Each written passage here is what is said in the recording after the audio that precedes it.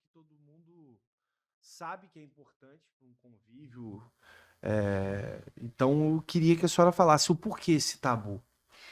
O tabu, ele tá muito enraizado, né, na gente, em todas as pessoas. Vem muito da nossa religião, um pouco repressora, às vezes de uma educação um pouco repressora. Você associar também o sexo não como uma coisa natural, que é instinto de cada um, isso é necessário na vida de todo ser humano, e às vezes levar um pouco pelo lado promíscuo, pelo lado sujo, vergonhoso, e que isso tem que acabar. Porque sexo, ele faz parte do todo ser humano, é vital à vida, melhora a autoestima, melhora, né, tudo, ele tem diversos benefícios. Então, as pessoas têm que parar um pouco com esse tabu e falar de sexo de uma maneira consciente, respeitosa, uma maneira simples, fácil de entender, inclusive na educação sexual com seus filhos e, principalmente, aceitando a diversidade. Eu confesso, já vou iniciar falando uma realidade. Eu faço parte desse tabu. É, Eu faço parte desse tabu. E eu acho que a resposta que você deu é realmente a verdade. Essa questão religiosa, ela implica sim. Essa questão da vergonha, da timidez também é. Eu sou uma pessoa muito comunicativa, mas tímida ao mesmo tempo, uhum. porque ser comunicativo e ser tímido são coisas que para as pessoas parecem muito longe, mas são coisas bem perto uma da outra. E quando você fala dessa questão por exemplo, eu tenho dois filhos, um de 9 e um de 7, que em breve estarão fazendo 8 e 10 anos, e é uma Já está coisa na idade, que eu não consegue. confesso, eu não tenho nem noção de como começar. É. Então, acho que essa já vai a primeira pergunta. Qual é a hora, e se é que tem alguma hora, para que fale isso com os filhos, O que eu e de que aconselho maneira? o que eu aconselho, assim, a gente tem que pensar também que a nossa sociedade é um pouco machista, né?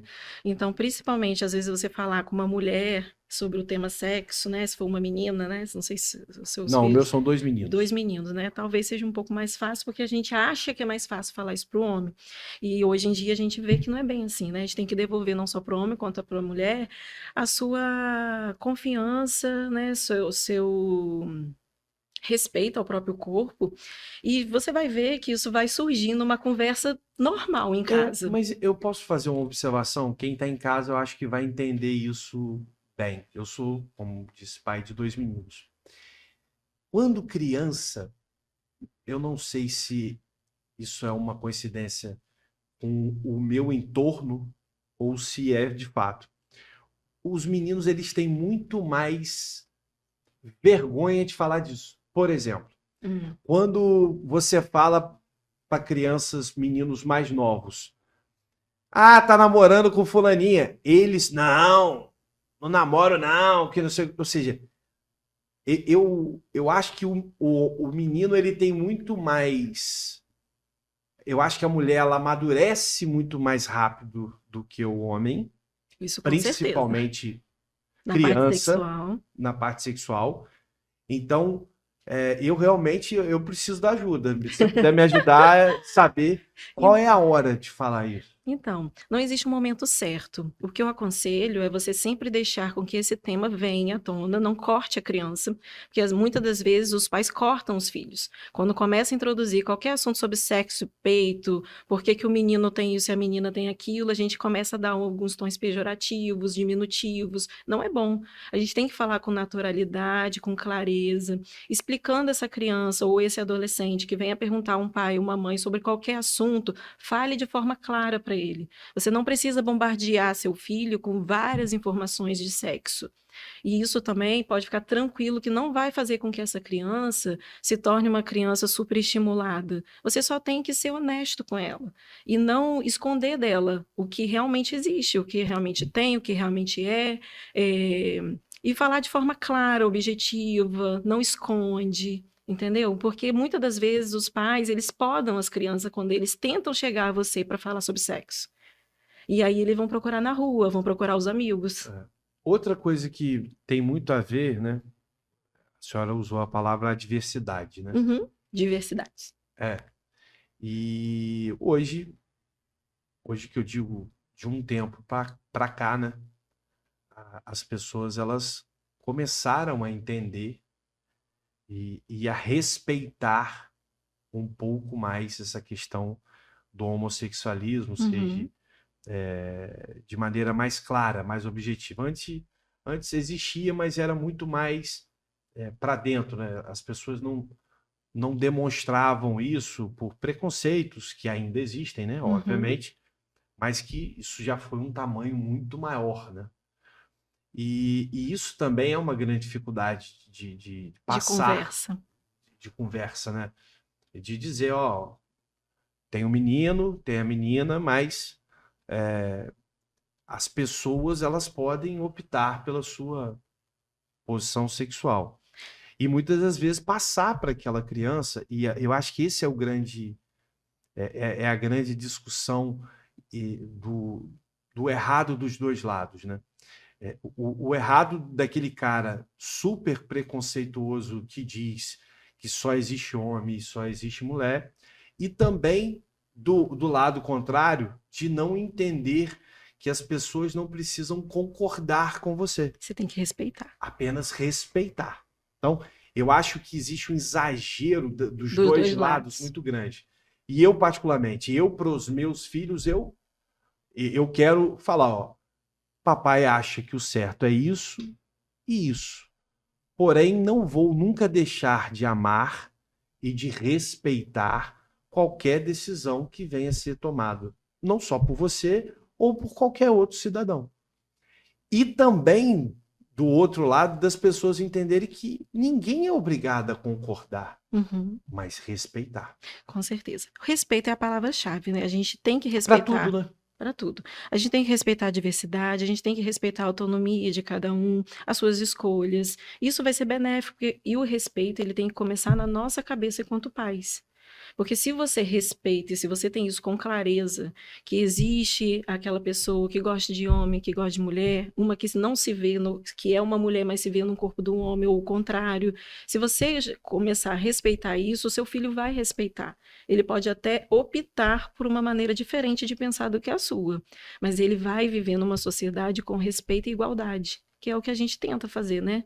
Com tudo na Ou vida. seja, o grande para os papais e para as mamães que estão nos assistindo. Então, é não forçar nada, é deixar com que isso aconteça naturalmente, não podar as crianças, ou seja, não cortar, nem muito menos ficar brincando com aquilo dali, e ter um Fala de pouco de maneira séria. coragem, que isso realmente é.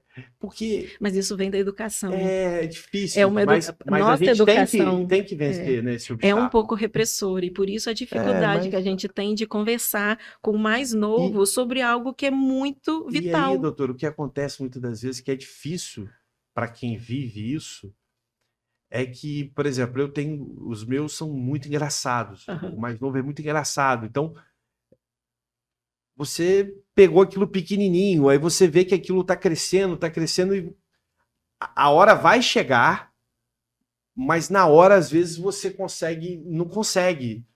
Isso já aconteceu comigo e eu desviei. Mas é a sua dificuldade de entender que cresceu. É, Que não tem não é jeito. mais uma criança, né? Ali já está virando um jovem, um adolescente que com certeza já está na sua fase de descoberta, de conhecer o seu próprio corpo, de saber o que gosta, de saber do que atrai, do que não É, atrai. Queria, em primeiro lugar, agradecer a Deus por estar aqui batendo um papo com meu filho, mas também com o vereador Elin Naim, que está no seu primeiro mandato, por sinal indo muito bem, né? Isso eu tenho ouvido não só nos meios de comunicação, na internet, mas também as pessoas na rua, falando que você está tendo um comportamento muito ético, muito propositivo, fazendo com que coisas efetivamente aconteçam, porque muitas vezes o parlamento, por sua natureza, fala, mas na prática muitas vezes a coisa não acontece. Até mesmo porque o executivo é quem faz acontecer. Mas se você não tiver um vereador atuante que cobre, acaba não acontecendo. Então, parabéns por essa postura sua. E olha, você falou sobre política, né? Engraçado que antes mesmo do Em Família, eu sempre tive programa de rádio, era o programa Nelson Naim. E embora eu fosse político, eu nunca falei A de política. musiquinha, aquela musiquinha, ninguém Música, esquece. Thelmo fica arrepiado. Aquela música Um ninguém abraço pro esquece. Thelmo, pro Robinho, todo o pessoal que começou caminhando comigo há mais de 30 anos atrás, 30, quase 40 anos atrás. E era uma política diferente da de hoje, né? Hoje a política está muito, vamos dizer assim, muito profissional demais. Política tinha que ser uma coisa mais, vamos dizer assim, do coração, né? O eleitor conhecer o político, como muitas vezes eu fiz, mais de milhares de reuniões. Eu conheço essa cidade aqui, eu acho que como poucos, cada cantinho, o distrito, da localidade, o contato pessoal com o eleitor era uma coisa muito mais importante que hoje, que é muito frio, né? A internet ela veio para beneficiar muita coisa, mas também Acaba afastando, né? afasta, né? Então isso é muito ruim. Mas Eu não tive isso nessa primeira campanha, exatamente por causa da pandemia, né? isso, a pandemia E a também gente fez acabou isso. não estando junto das pessoas como o senhor gostaria. Verdade. Eu não pude, praticamente eu não fui a quase de uma reunião sua. 2 ou 3 só. No máximo, né? Ajudei através de conhecimento, telefonema, WhatsApp, né? Muitas pessoas amigas, mas aquele corpo a corpo, que é o gostoso da política, infelizmente, cada dia mais está diminuindo. E você sempre teve isso, né? Porque você, como eu falo quando as pessoas, você é o cistite, né? Eu sempre fui vereador cistite, porque eu pinguei em tudo quanto foi lugar. Né? Então, eram 2 aqui, 2 e 2 e 2 e 2, e no final, por 2 vezes seguidas, eu fui vereador mais votado em Campos. Naquela época, com a metade dos eleitores, eu fiz já 4.828 votos. Não é pouca coisa, não. Né? Deixa eu te fazer uma pergunta, que é uma curiosidade e acho que a maioria das pessoas não sabem. Por várias vezes, seu nome sempre foi cogitado para ser prefeito, candidato a prefeito de Campos, Sim. do Grupo Garotinho. Sim. E as pessoas não sabem. Foi Pudim, depois foi depois quando as pessoas vão saber, você vai explicar melhor. Quando pôde, você poderia e acabou sendo a ex-prefeita Rosinha, mas Isso. quando você sempre em primeiro lugar nas pesquisas, sempre bem, não pôde ser candidato. E aí eu queria que você explicasse a questão do grau de parentesco, por que o Nelson Naim nunca pôde nem ser candidato a deputado, nem ser candidato a prefeito. Explica um pouco isso para as pessoas. Na verdade, a legislação eleitoral ela estabelece a questão do nepotismo, né? A inegibilidade em função do grau de parentesco, que é até 2º grau. O pessoal fala que cunhado não é parente, mas né? Cunhado é parente 2º grau por afinidade. Então, e irmão, então, nem se fala. Né? Então, no período que eu me elegi vereador pela primeira vez, Garotinho não era nada. Garotinho tinha perdido a eleição para o governo do estado, voltou para Campos para ser candidato a prefeito e eu fui candidato a vereador. E nós nos elegemos, ele a prefeito e eu a vereador. E aí, depois de 2 anos, quando eu comecei a ter um destaque como presidente da Câmara, nos primeiros anos foram o Paulo Bernays, né, que acabou se elegendo deputado estadual, começou aquela história, olha, eu tinha potencial eleitoral, mas eu não podia ser candidato, exatamente porque o prefeito era meu irmão, né? Eu fiquei impedido de ser candidato. E estava muito bem. Depois de ter outra oportunidade de novo, né?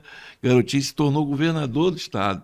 E aí, mais do que nunca, eu estava impedido aos extremos. Eu só podia ser candidato ao cargo que eu já tinha.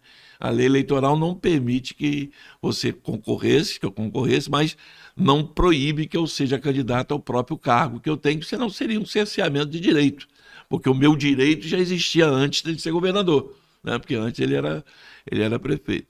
E ao longo desse tempo todo eu tive essa dificuldade. Depois com Rosinha. Depois com Rosinha, mesma coisa.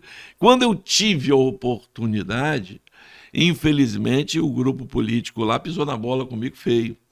Eu era presidente da Câmara, as pesquisas apontavam que eu faria não menos que 60, 70 mil votos para deputado estadual.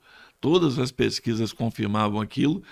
E eu estava era o PSB, era o 40, era no PSB. Eu estava concorrendo, eu iria concorrer a deputado estadual, havia o compromisso, mas infelizmente o Alexandre Cardoso, que era presidente do partido, junto com o Garotinho, e 3 deputados estaduais, que depois eu fui verificar, não era verdade, pressionaram para que eu não pudesse ser candidato, porque eles achavam que eu ia ganhar a eleição e eles iam perder. O deputado Paulo Bernais, o deputado João Peixoto e o deputado... Claudeci. Não, João, Zé Cláudio. Eram os 3 deputados de mandato naquela época. E eu fui aos 3 deputados, 2 deles me deram a declaração dizendo que eu não tinha nada contra. Apenas o Paulo Bernais não disse que sim nem que não, mas eu sabia que ele não queria que eu fosse candidato. Fomos para a convenção no Rio de Janeiro, lotado aquilo lá. Foi até quando a Ilsa queria ser candidata a deputada federal. Então provavelmente um dos grandes rompimentos de Garotinho com o Arnaldo provavelmente foi esse. Ele dizia que a Arnaldo não queria que ela fosse candidata e ela dizia que o marido era a favor da candidatura dela. Então, tanto eu quanto ela, naquela reunião com milhares de pessoas no Rio de Janeiro, não tivemos o nosso nome colocado no partido. E aí eu deixei de ser candidato na hora que eu podia ser candidato, exatamente por causa disso. Isso fez eu romper com o Garotinho durante algum tempo. Depois a gente se encontrou, ele botou culpa no Alexandre Cardoso, dizendo que foi o presidente do partido. Só que o destino fez com que acontecesse. Eu não fui candidato, mas os 3 deputados de mandato perderam a eleição. Os 3 perderam na época? Os 3 perderam. Paulo perdeu a eleição, João, pela primeira vez, tinha perdido uma reeleição. João perdeu a eleição? Perdeu a eleição. Não sabia que o João tinha perdido a eleição. Os 3 perderam a eleição. Eu, presidente da Câmara, bombando, não pude ser candidato porque fui boicotado. Esse foi o primeiro trauma, vamos dizer assim, com o meu grupo político à época. O segundo trauma veio algum tempo depois, quando da candidatura, Garotinho e Rosinha se afastaram de Campos, estavam no Rio direto, a questão de governador, ela governadora. Você era vereador apenas de oposição? Vereador de mandato, normal. De oposição. De oposição, né? E tinha grande chance de ser candidato, porque eu estava há muito tempo com mandato de vereador, conhecia praticamente todas as lideranças de Campos naquela época, coloquei meu nome como candidato, meu nome foi lançado por Garotinho e por Rosinha no sindicato dos bancários, ele levantou minha mão, disse, Nelson Naim vai ser o nosso candidato a prefeito. Eu já comecei a trabalhar várias candidaturas a vereador, como a vereadora Cecília, Miguelito, Papinha. Já tinha feito reunião com vários deles, lançando eles como candidatos. Até que um determinado dia, Garotinho liga para mim e diz assim, Naim, vem aqui ao Rio que eu preciso falar com você. Legal, fui lá no escritório. Chegou lá e ele falou, olha, a gente está muito machucado com a questão da Polícia Federal, que tinha invadido a casa dele, até de forma absurda, né? Não tinha motivo para aquilo. E Rosinha precisa ser candidata a prefeita de Campos. A gente precisa resgatar esse mandato. Mas ela disse que só será candidata se você for o vice dela, se você concordar. Na mesma hora, eu falei, não tem problema nenhum, está tudo certo. Para ela ser candidata a prefeita e eu seria o candidato a vice-prefeito. Ela entrou no escritório, me deu um abraço, eu dei um abraço e chamei pela primeira vez minha prefeita. E combinamos de vir para Campos, fazer uma grande reunião para lançar o nome dela a prefeita. E ao meu a vice-prefeito. Eu me recordo hoje no PMDB, ali na rua 21 de Abril.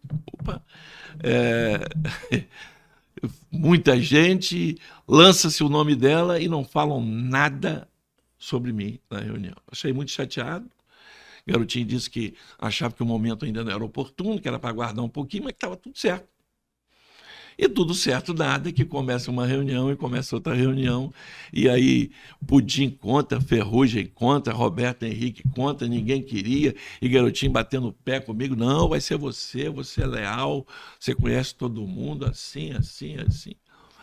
Resumo, faltando uma semana para a convenção, eu recebo lá em casa Rosinha e Vladimir. Isso eu estava. Vladimir novo. Nesse ainda. dia eu estava. Chegaram lá em casa quase 11 horas da noite. Rosinha foi lá me dizer que, infelizmente, ela tentou, mas que Garotinho tentou, mas que o grupo não queria, que o candidato seria Paulo Irano, porque tinha um acordo para fazer com o DEM e que meu nome era um nome muito popular, a desculpa foi essa, que não ia agregar tanto como um cara que é médico, né? A classe média. A classe média e tal. Eu fiquei muito chateado com aquilo. Falei que quem deveria ter ido lá era ele, né? E não ela. E naquele momento eu rompi, saí do partido. Ela pediu para que não fizesse. O que aconteceu? Eu não queria ser mais candidato a nada. E eles começaram a mandar gente lá em casa para me convencer a ser candidato a vereador.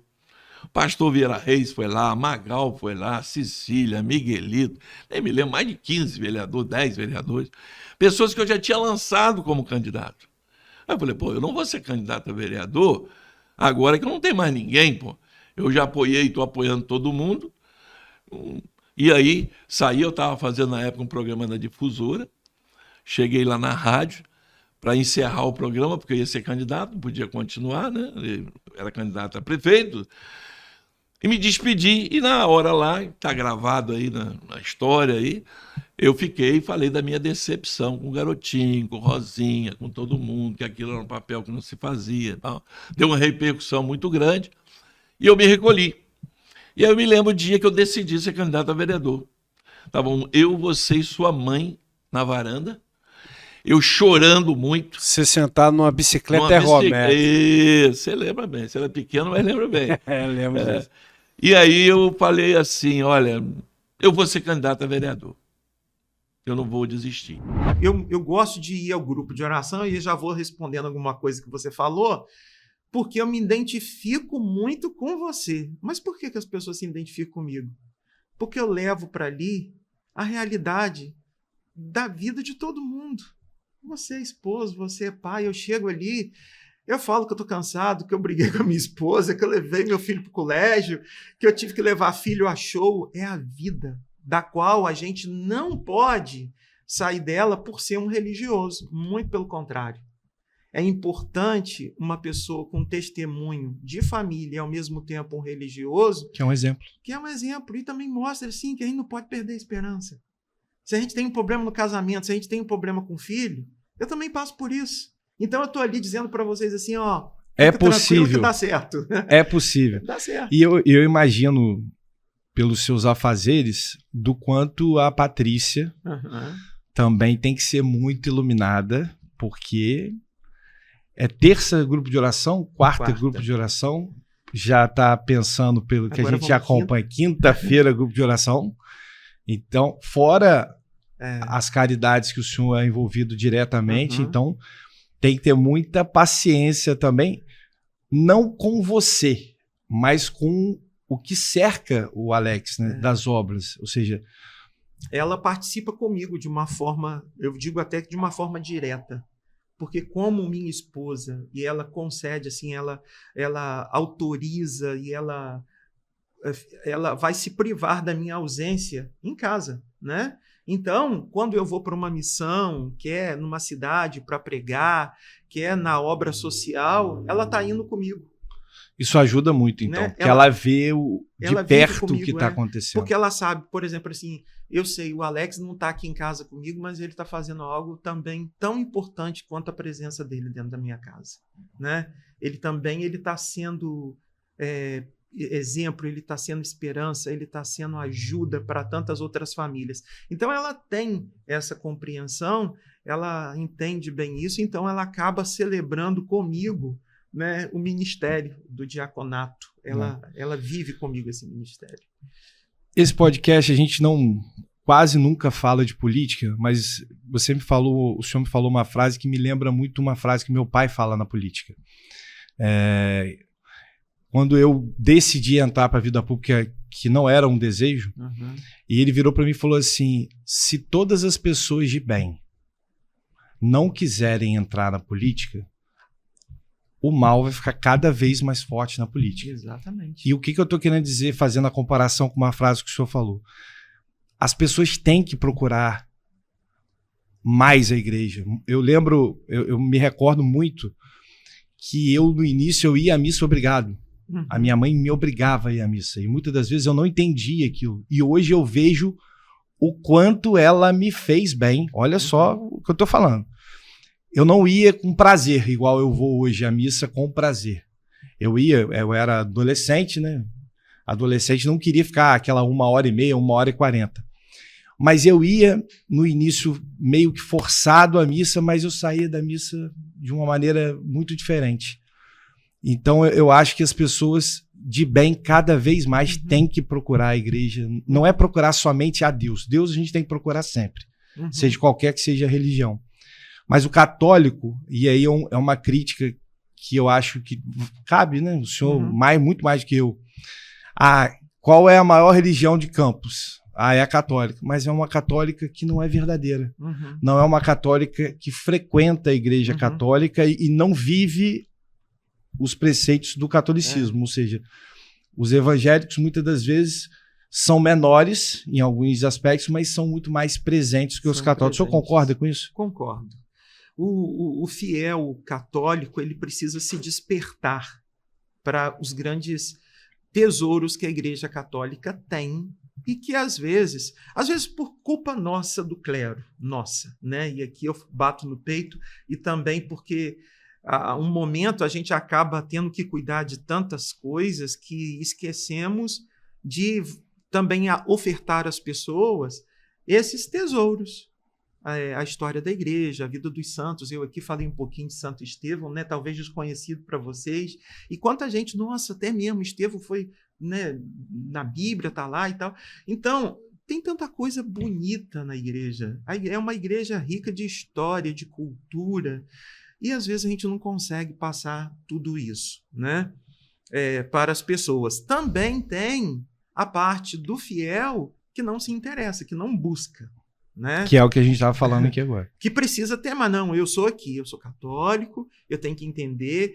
Hoje, se a gente entra muito para esse negócio da fé, as pessoas virou assim uma coisa muito, como que eu vou dizer a você? Eu quero aquilo que resolve o meu problema. O imediatismo. O imediatismo. Né? Como tudo hoje está na palma da mão da gente, no celular, então eu quero a solução também espiritual na palma da minha mão. Só que não é assim. Se fosse assim, Jesus não iria escrever tanta coisa. No mundo tereis aflições. Se quiser vir comigo, renuncie a si mesmo. Tome a sua cruz e siga-me. Então ele falou que ia dar ruim no meio do caminho. Né? Ele falou. É um processo, né? É um processo. Então as pessoas elas têm que entender também isso. Né? Que a fé ela tem que ser construída, eu tenho que buscar. E se o fiel católico entendesse isso, ele ia ter mais conforto, ia ter mais paz no coração, se ele buscasse. Eu tenho uma outra dúvida que eu sempre falei, que é a questão, eu sou envolvido com música, né? A Quatro Ventos é uma empresa já há 20 anos em Campos, e como católico, são críticas, não é crítica de maneira isolada, são críticas que eu vejo que podem ajudar de certa maneira. Vou te dar o exemplo do grupo de oração que eu frequento, que é o que o senhor faz nas quartas-feiras. Os evangélicos, eles investem muito mais em música do que os católicos. E muitas das vezes eu presencio que no grupo de oração, além da questão do sermão, que é o momento mais importante, ou da Santa Missa, ou do grupo de oração, mas basta tocar uma música que muitas vezes você é muito mais tocado naquela hora da música. E eu sinto, pelo menos em Campos, não há um investimento na parte católica em música. E músicas que eu digo na própria Santa Missa, ou seja, maior investimento nos músicos católicos. E você vai na igreja evangélica, o investimento em relação à questão musical das igrejas, seja da Assembleia de Deus a Universal, a qualquer outro tipo de segmento, muito mais avançado.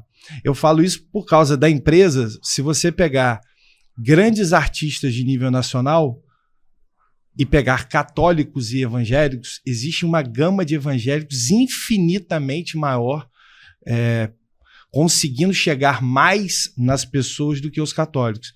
A gente teve Padre Marcelo Rossi, que foi um grande incentivador do católico, Padre Fábio de Mello depois, e outros mais, mas não veio uma remessa com investimento pesado para que isso ajudasse também a igreja, de certa maneira. Eu não falo financeiramente, mas buscando mais fiéis para a igreja, consolidando mais fiéis para a igreja. O senhor concorda com isso? Sim, eu concordo. E também concordo e te explico como que essa situação, realmente a igreja ela não investe muito ainda, já melhorou muito, mas está muito devagar, né? O Concílio Vaticano II foi o grande momento na igreja, na história da igreja. Isso eu estou falando, vamos colocar aqui 1960, por aí, década de 60, Concílio Vaticano. Antes era a figura do padre, e não era errado. Era a figura do padre, porque o padre era aquele que comunicava e ele era o Moisés, que subia ao monte para fazer a oferta do sacrifício do povo. E as pessoas ficavam lá embaixo. Então, a igreja era centrada na figura do padre. Não deixou de ser assim. Mas hoje o padre, ele não é só aquele que comunica com Deus. Ele comunica com Deus e ele comunica com o povo. O padre, ele se tornou hoje um comunicador. E agora nós precisamos fazer o quê? Nós precisamos dar uma estrutura disso, formar isso, que não vai ser de um tempo, né? Nós temos tantos padres idosos que não vão ter essa capacidade.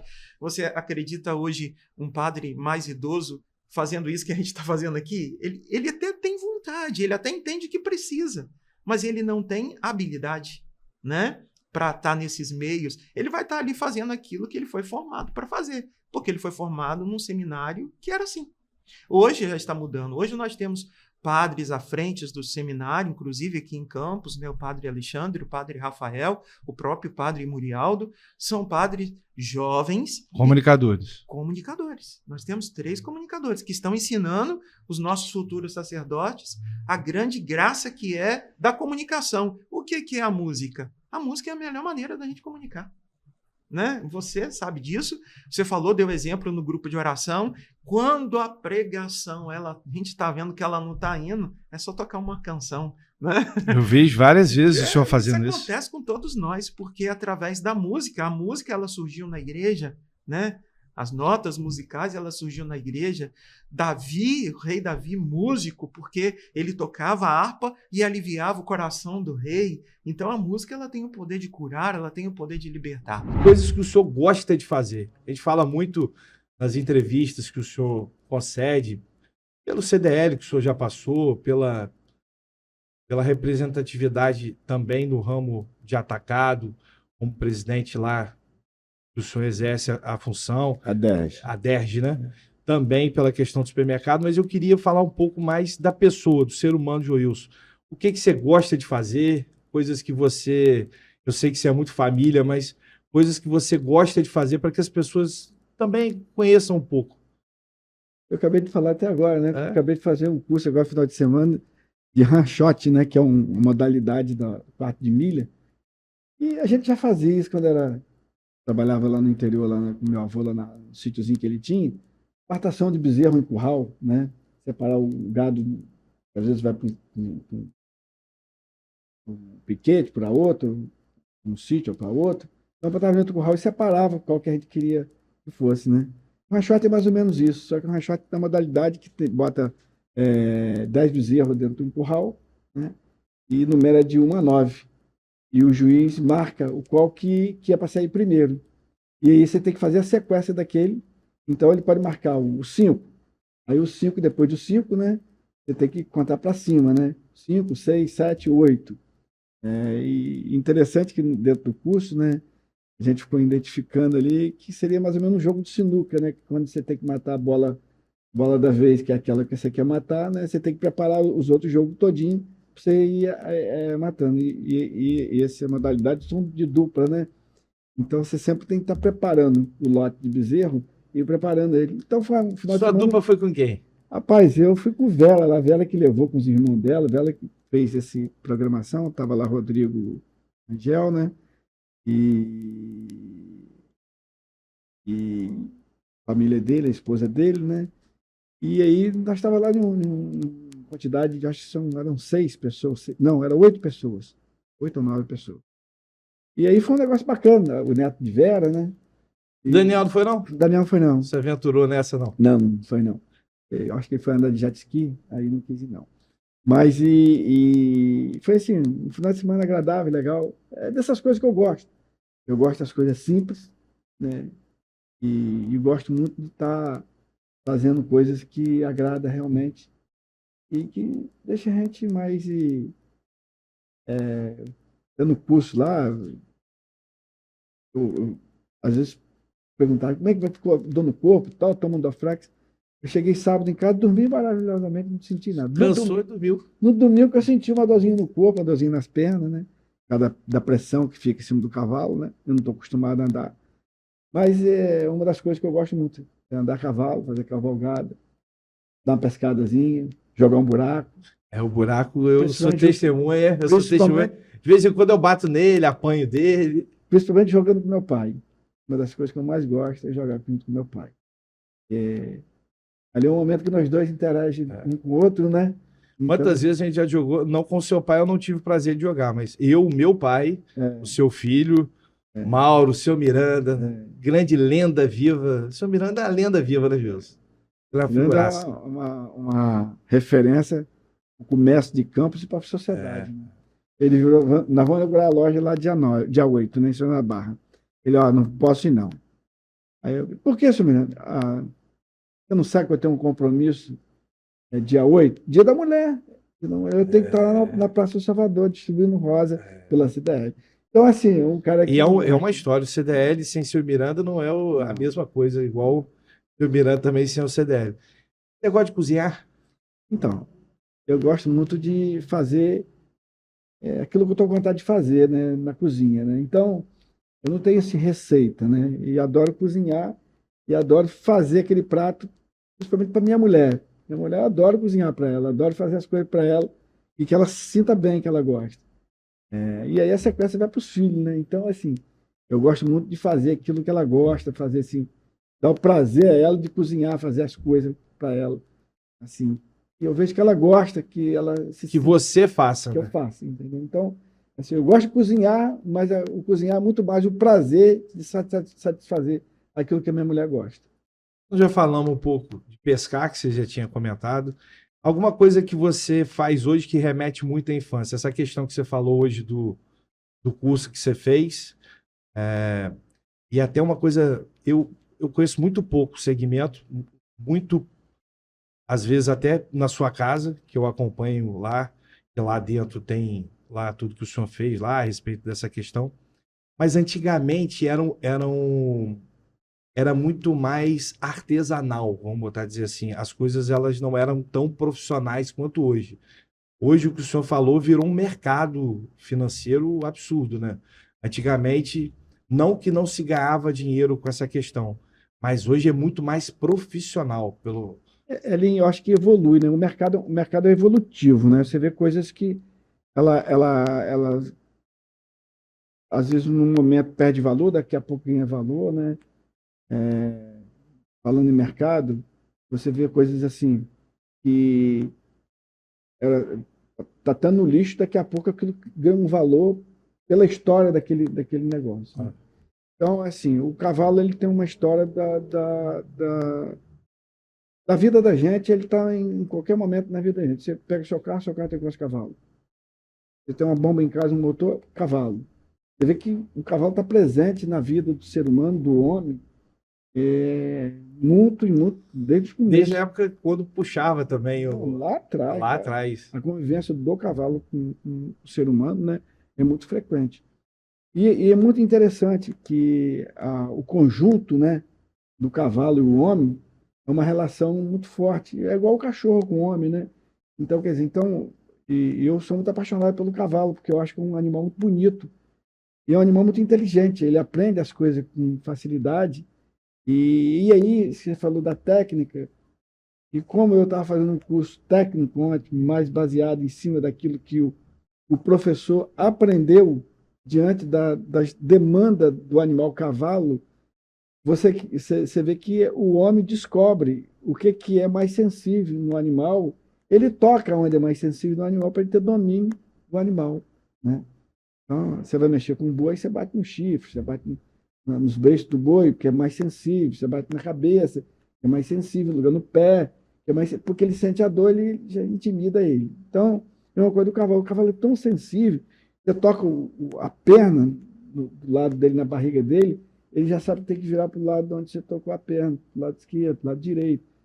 A rédea, quando o cavalo tem a boca muito boa, está certinho, né, você domina. E a técnica que ele desenvolveu foi através do animal. Ele identificar isso no animal e transformou isso no... Por isso que às vezes eu falo que a técnica ela vem da prática. A prática Que faz a que técnica. faz a técnica, né? Às vezes as pessoas confundem, não é a técnica que faz a prática, não. A técnica que faz a prática tem um estudioso que estuda aquilo, mapeia e coloca na teoria, e da teoria vai transformando outras pessoas que às vezes não entendem daquilo. Então, na questão do cavalo, das coisas todas, a pergunta que você me fez foi a que eu mais gosto, não é isso? Eu gosto de tudo que se movimenta, tudo que cria prazer, dá prazer. Né? Quer ver? Adoro ir para o mar, como eu estava falando. Adoro, eu tinha casa de sair, eu ficava ali, quando o mar tardinha, depois da arrebentação, eu ficava com água aqui, ficava lá boiando, sem saber nadar. E aquilo ali era maravilhoso, aquilo ali era uma tranquilidade. Então, essas coisas simples e assim, que transmite uma tranquilidade, que transmite uma simplicidade, que transmite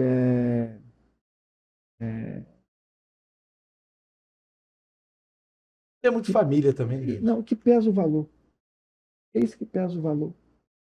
O valor não é aquilo que a gente, às vezes, produz e constrói. É aquilo que você pode usufruir daquilo que você tem na mão. É que, às vezes, o cara pode ter um patrimônio muito grande, muita coisa, mas não tem nada daquilo. Hoje eu estava conversando com um cara que falou que tem um apartamento de 700 metros quadrados de frente para o mar. Quantos quartos? Nem sei, Jô. Ele nem sabe quantos quartos o apartamento ele tem. Se ele tivesse um zinho de 2 quartos... Ele ia falar 2 quartos. 2 quartos. Você entendeu? Estava sofrendo. Já conhecia até os 2 quartos. Então, às vezes, muitas coisas em valores, em questão de preço, do que ganha, do que tem. Né? Depende como que você usa, depende do que você faz. Como eu falei, às vezes tem um troço que está no lixo, você transforma ele em uma peça preciosa. Eu já vi coisas... Né? Diga, né? E ninguém dá valor para aquilo, mas o outro tem que dar um valor grandão. Um quadro, às vezes o cara fala assim, não vale nada. Pra mim não vale. Se eu encontrasse com ele, Mas com um cara que entende, aquilo vale muito. Dá muito valor. Então, eu acho que é isso. Eu acho que o valor é tudo aquilo que você entende, que você compreende. Existem alguns comentários ou algumas opiniões do medo. As pessoas ficam com medo, muitas das vezes. Sim. E outras acabam marginalizando. Sim, muito. Que é muito ruim. Então, esse podcast também é uma oportunidade para a gente... E eu falo por mim mesmo, tá? Estou te falando por experiência própria. Eu nunca me aprofundei, eu nunca conheci. Então, eu nunca julguei, porque eu acho que julgar é errado, mas eu também nunca me interessei. A verdade é essa. Mas, infelizmente, a maioria das pessoas ela já tem um preconceito concebido antes mesmo de conhecer. Mas também existem maus profissionais que acabam ajudando que essa opinião do cidadão, da pessoa comum, tem. Então, eu queria primeiro que você explicasse dessa sua opinião, se realmente o que eu falei está certo. Não, tá por certíssimo. favor. Tá certíssimo. O tarô, ele além de ser um oráculo, né? Ele é uma ferramenta de autoconhecimento, de evolução.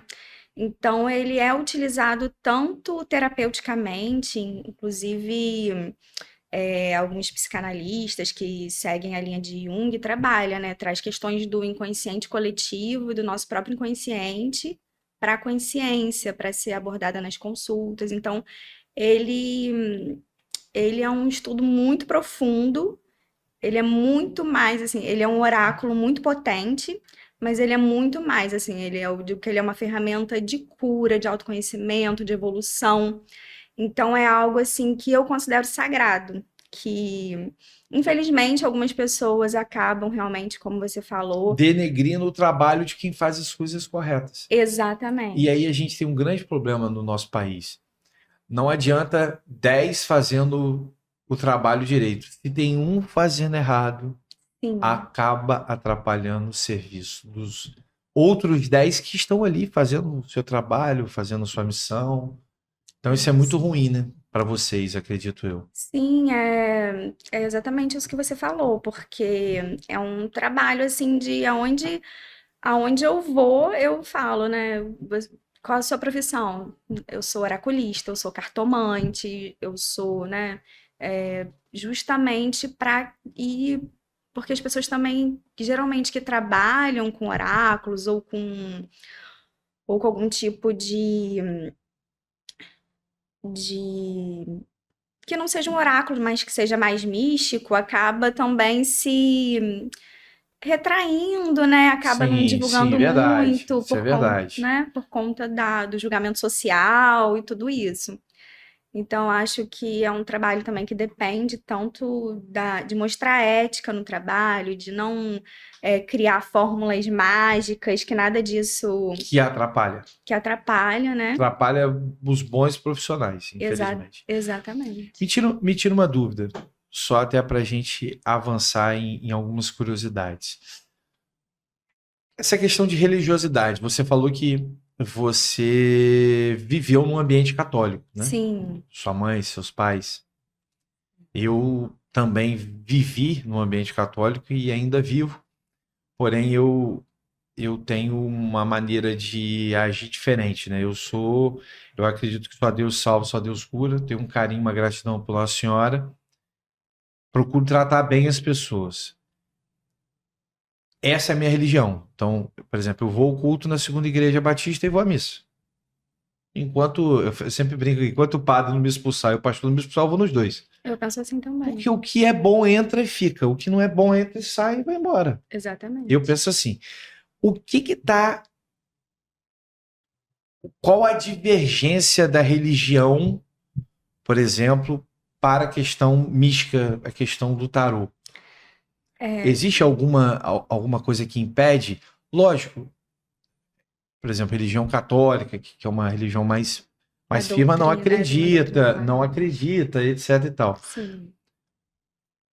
Mas eu conheço casos de pessoas que acreditam em Deus, sabem da existência de um ser maior, né, o que criou todo mundo, mas que tem lado místico.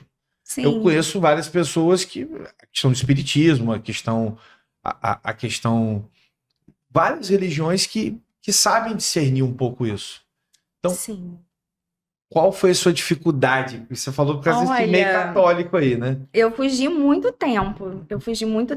Dessa questão espiritual por conta da doutrina católica mesmo, né? Por causa dos seus pais. Você não queria afetar ali e por conta, acho que também de toda a crença, né? Que a gente acaba levando aquela doutrina como uma verdade absoluta, quando você está muito inserido, dentro dela. Que é o caso dos seus pais, né? Isso, e era o meu caso também, mas não teve como fugir, né? Eu tive períodos na minha vida de clarividência, clareaudiência, então, assim, eu não tive como fugir dessa questão mais de viver a minha espiritualidade, né? Depois, até inclusive quando eu decidi buscar, hoje eu sou de uma família que é umbandista, candomblessista. E quando eu decidi buscar essa espiritualidade, as coisas até se acalmaram mais, assim. Acho que foi mais, assim, para me botar no caminho. Botar no seu eixo. Porque, na verdade, é a sua verdade. Né? Você não podia viver a verdade Por mais amor que sinta seus pais, a gente tem que cada um viver a sua verdade. Você tentou, pelo que você está falando, você falou que nesse início aí houve. Acho que os pais têm o dever, sim, de tentar ensinar seus filhos. Eu, particularmente, faço isso. mas o ser humano ele tem o livre-arbítrio. Deus ele permitiu isso. Então, o seu desejo é seu desejo, não tem jeito.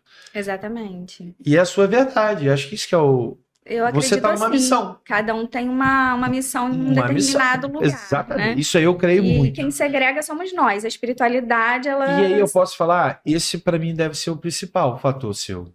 Você acredita que você tem sua missão, então você tá atrás da sua missão. Sim, com certeza. Mas você sempre teve essa veia política também.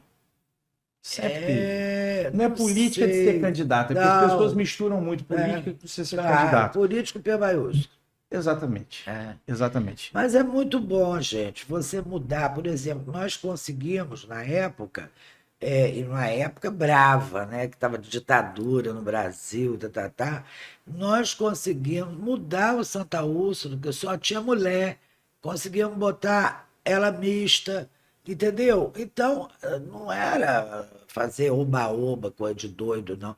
E outra coisa, eu tive uma pessoa que foi muito importante também na minha vida, foi uma diretora da faculdade, Maria Imaculada de Carvalho. Era uma baiana, muito bonita, e ela foi ser freira por causa da família. Ela era apaixonada por uma pessoa, essa coisa de novela, mas não é novela, é verdade. Tem na vida real.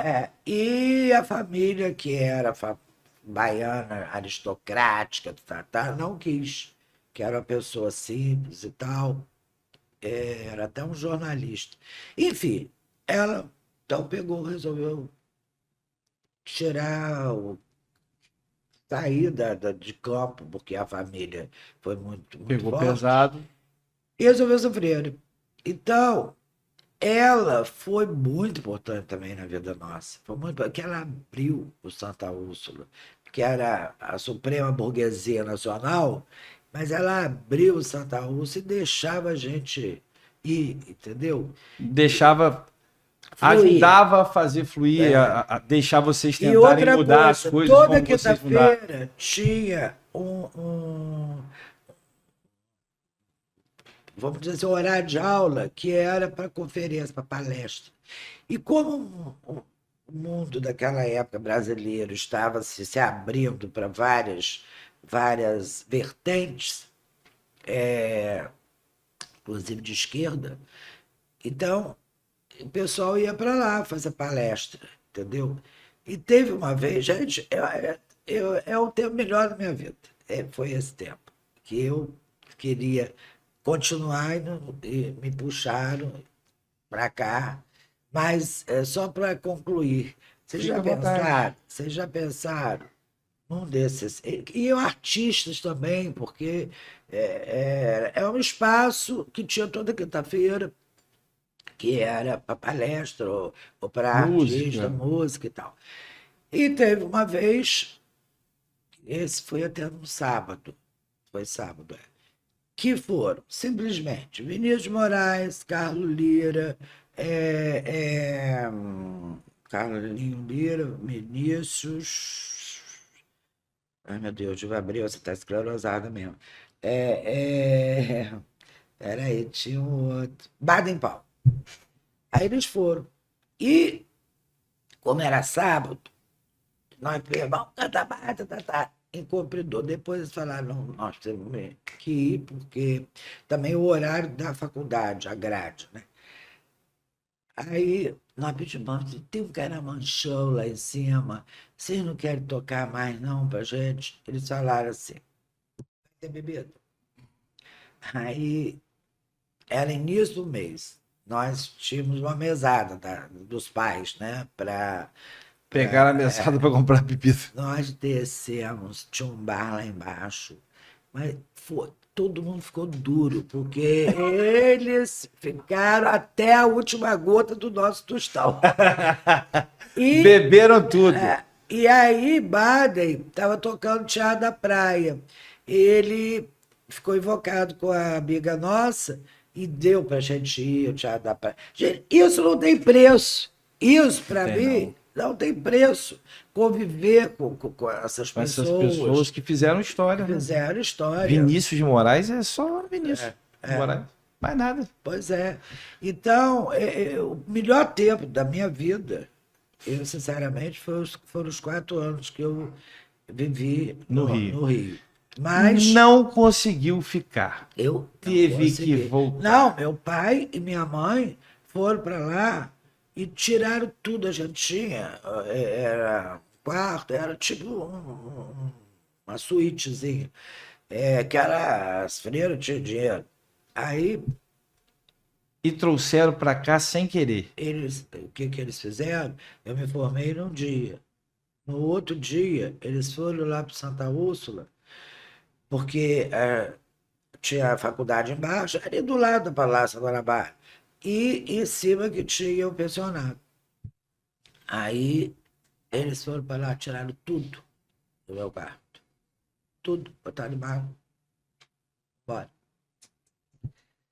Aí eu vi, Fazer o quê? Não tem jeito. mas eu fiquei tão pé da vida que quando chegou em Macaé, eu tinha uma tia que era ótima.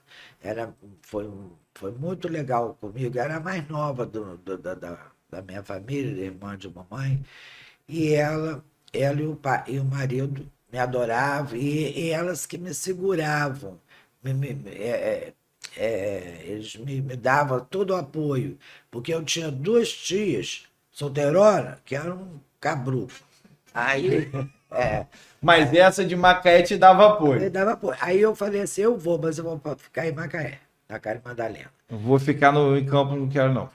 Não, fiquei lá, porque eu estava atônita. Gente, eu tinha emprego, eu tinha tudo, entendeu? Jogar tudo fora, eu já dava aula lá no que eles tinham também, o curso, na época era clássico, né? 2º grau. Eu tinha tudo, eu estava com a minha vida, Resolvia. mas aí vi. Tá. Quando começa o Grupo Folha? São 45 anos. Quando começa o Grupo Folha? Bem, Quando que você entra para a comunicação? Vamos aí dizer eu assim. voltei para Campos, né? Deixa eu alinhar minha Alinhar vida. essa linha do tempo. Voltei para Campos, aí, sim, aí eu fui dar aula na faculdade de filosofia, fui dar aula no liceu, e que é mais de Abreu. Aí no liceu eu criei o clube de história das crianças, meus alunos. E na faculdade de filosofia eu fiz 2 semanas universitária de arte e cultura com meus alunos. Nunca Campos, eu não estou me gabando, não, é só pegar os anais para ver. Teve nada igual em Campos, principalmente naquela época onde Não tinha havia essa facilidade, essa abertura, nada disso. Eu dei trabalho eu dava aula para pedagogia, cultura brasileira e para jornalismo. Então, peguei, dividi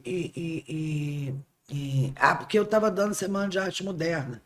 Então, mostrando como que a Semana de Arte Moderna mudou a concepção do país e tá. Bem, aí, sabe, por que a gente não faz uma aqui? Eu falei, vamos fazer. Mas aí eu não quis fazer só com pessoas de Campos, não. Eu quis trazer gente de fora. Gente fora.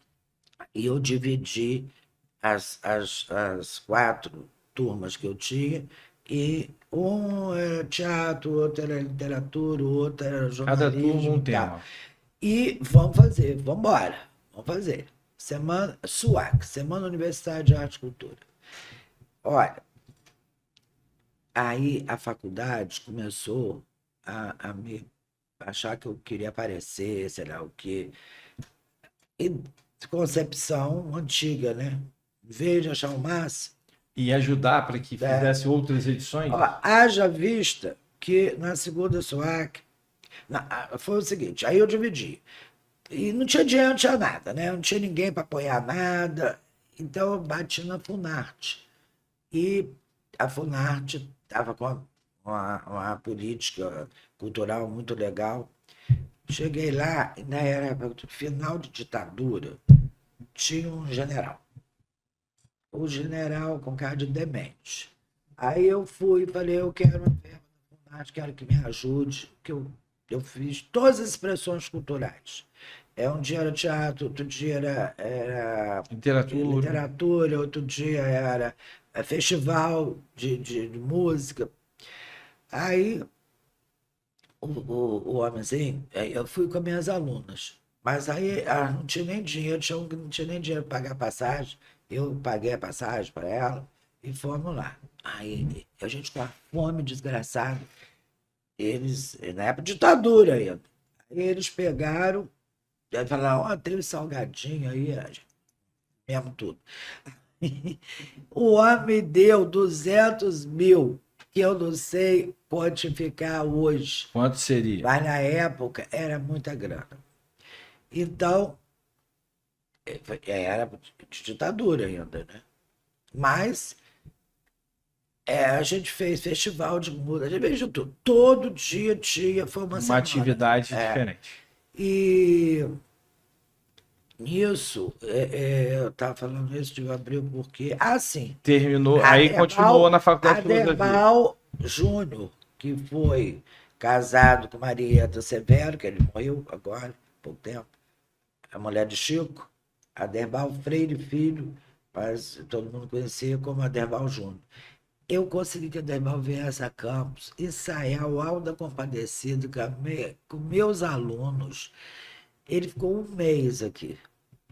E ele era bem doidão. Então ele falou, vamos fazer num circo. Nós conseguimos um circo que tinha aí em Campos, bem, circo maravilhoso, não. Nós fizemos. Gente, lotou! Nós tivemos que fazer 3, era só 3 e era de graça, né? Eu tenho essas coisas da SWAC. Para mim foi... Essa época que mais gostou? Não, porque... Depois da época do Rio. Primeira do Rio. Você gostou? Depois do Rio. Não queria nem voltar. Não queria nem voltar. Queria ficar no Rio. Eu tinha que inventar coisa para fazer. Não tinha jeito. Eu tinha que... Minha cabeça não ia explodir. Quando que você decidiu e quem foi que te deu o pontapé na questão da barbearia? Então, abrindo parênteses rapidinho, eu falei que meu pai é comerciante a vida inteira, mas não era barbeiro. E a minha família inteira, não existia nenhum barbeiro na família. E isso começou em 80. Comércio era o quê? Venda de comida? Venda de cereais. Cereais. Mini Normais, mercado. mini mercado. Mini mercado antigamente. Eu já sabia, você já tinha comentado isso comigo. Já. E despertou em mim, eu com 14 anos de idade, 10 para 14, assim, eu já comecei a trabalhar, dava meus pulos na rua, fui até auxiliar de mecânico no início, a primeira, vamos dizer assim, profissão que comecei a aprender. E com 16 anos de idade, tinha um rapaz que cortava o meu cabelo também, que é o mestre Aloysio, né? Grande Aloysio, grande irmão, grande amigo, grande pai, né? Sempre considerei muito assim. O Aloysio, ele alugou o ponto do meu pai ali na esquina, quando meu pai tinha feito uns pontos ali para alugar. E um dos inquilinos do meu pai era o Aloysio, que era barbeiro, né? E o Aloysio era aquele barbeiro amigo de todo mundo. E eu, com 16 anos, por me tornar muito amigo dele, caminhar muito com ele, falou, Aloysio, eu quero aprender. E ele falou, rapaz, vambora. Mas depois você faz o curso no Senac, você desenvolve aí, mas se você quiser aprender, vambora. Aí ele até brincava, ó, quem não sabe cortar cabelo, varre. Mandava eu varrer o salão primeiro, a barbearia. E eu me submetia a tudo isso. Era uma brincadeira que ele fazia, mas eu costumo chamar o Luiz até de senhor Miyagi na brincadeira, porque ele era um cara que tinha um dom de ensinar tão especial, que não precisava ser nada assim tão mirabolante, passava medo a você, passava muita preocupação de você errar ou acertar demais. Não, o Luiz era aquele cara que ele brincava te ensinando, né? E ele, lembra do Daniel San, né? Pinte a cerca, insere o assoalho. A Luiz mandava a gente treinar com a tesoura. Até chegar na luta ali. Exatamente. Mas você passava por um processo então, todinho. Foram técnicas desenvolvidas na brincadeira. Ele mandava pegar a tesoura, ficar batendo, passar aqui na perna e fazer assim. E manipular o pente, né? Pra você ter habilidade com a ferramenta. Depois eu entendi. A Luiz também é um exímio professor de capoeira, né? Que era um processo. Você começou a entender que aquilo não era para te perder seu tempo. Pelo contrário, era para que você entendesse tudo até chegar ao, de fato, ter algumas cobaias para iniciar o... E Elinho, hoje eu louvo muito a Deus por ter começado assim. Barbeiro, já há 27 anos que eu sou. A gente vê hoje os cursos na barbearia. Muita gente chega cru, não consegue desenvolver um corte de cabelo na tesoura, que é a maior dificuldade. Hoje a moda é os cortes na máquina, né? Os degradês, os disfarçados, isso e aquilo. Então muita gente faz o curso visualizando só isso, vislumbrando só isso, que o mercado está sendo só isso, praticamente. Aí quando chega um cabelo na tesoura, como por exemplo do seu filho, né? Um cabelo liso, escorrido, que antigamente a gente chamava de asa delta, de corte Romeuzinho, Príncipe Danilo, Isso aí. Quando você pede um profissional que é formado hoje para fazer um corte desse, o cara não sabe. E é muito comum chegar na minha barbearia hoje, como você falou, de ajudar algumas pessoas. Gente, André, você pode me dar uma aula aí de umas técnicas na tesoura? Porque eu, cara, na tesoura não consegui desenvolver nada no curso. Porque é difícil praticar. E você só aprende essa profissão praticando a Vera mesmo. Então o Aloysio começou com essas técnicas de tesoura. Rapaz, pra você ter noção, ele me botou uma vez para cortar o cabelo do Odivan, que é jogador de futebol famoso.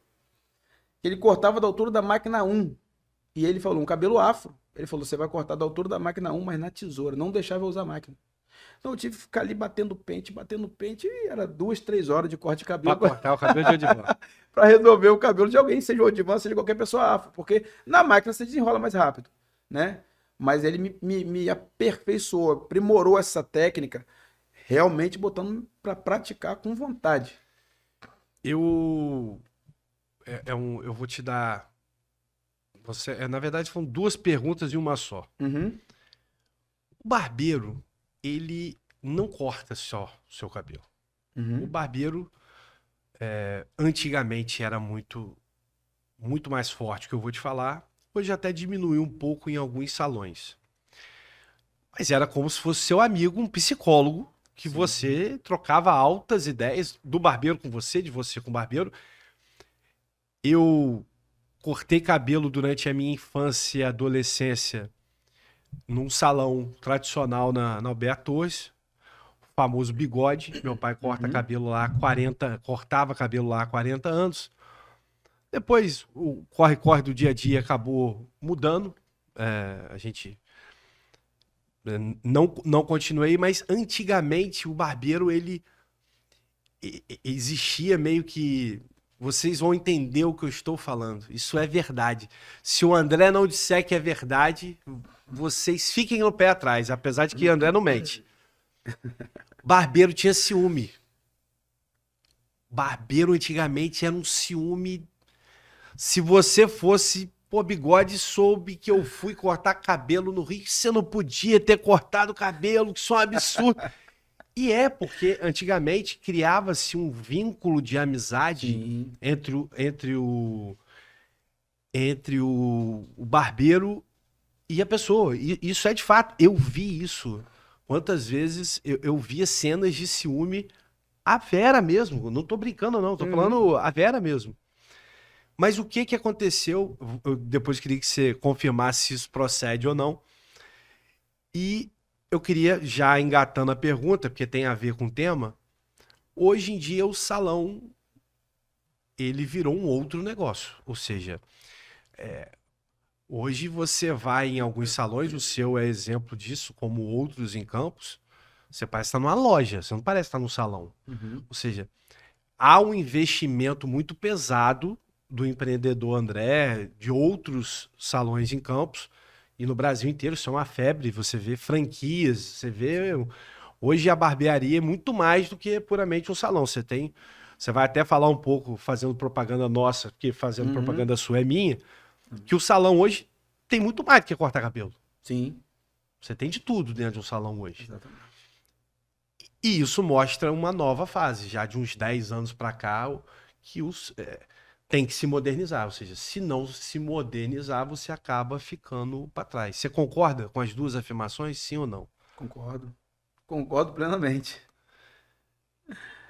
Como que você vê hoje o salão do André Artes antes e o salão do André Artes hoje?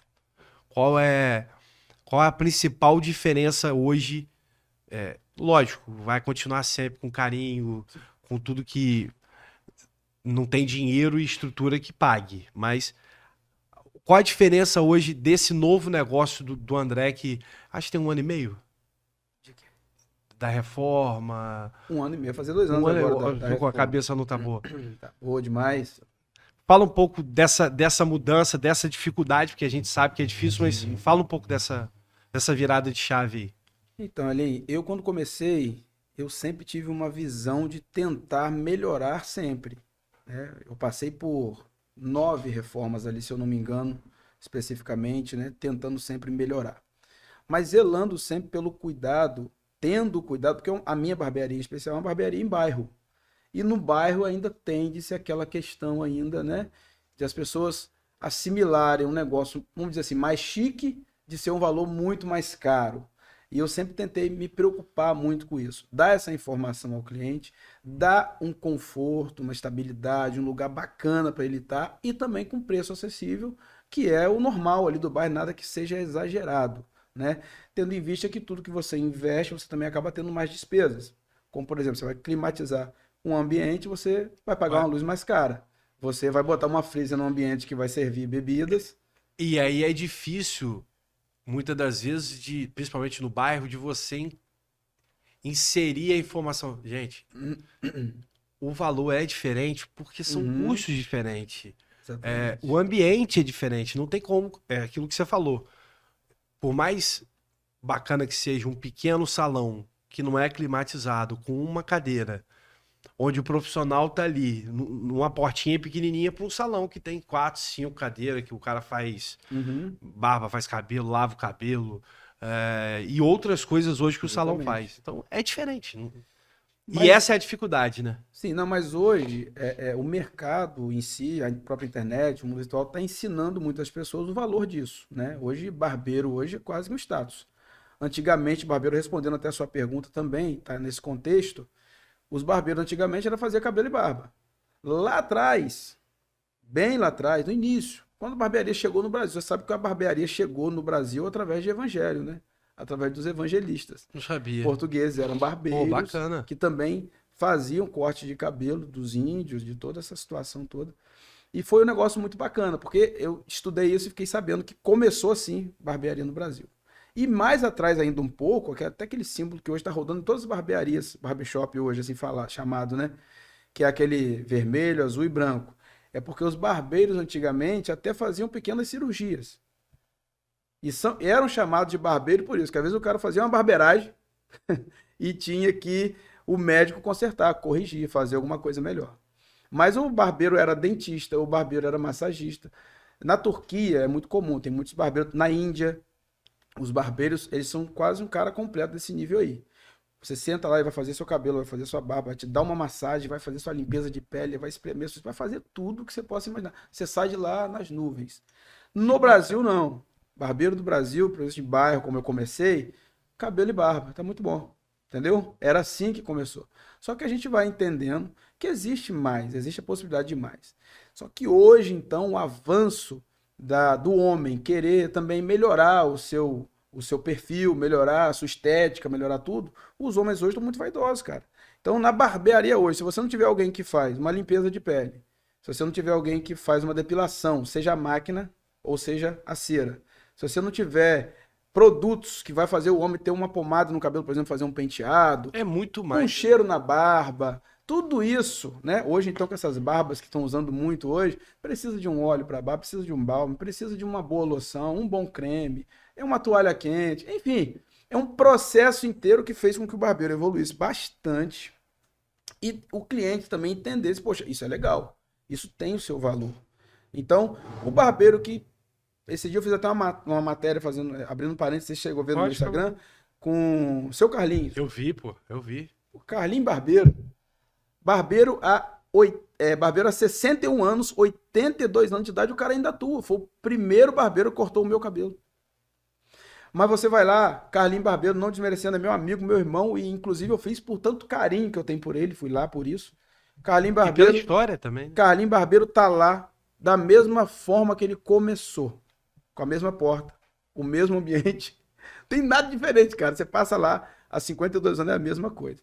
Mas continua e caminha. E tem o cliente e tem aquele cliente e tem, que pô. prefere assim. E tem. Entendeu?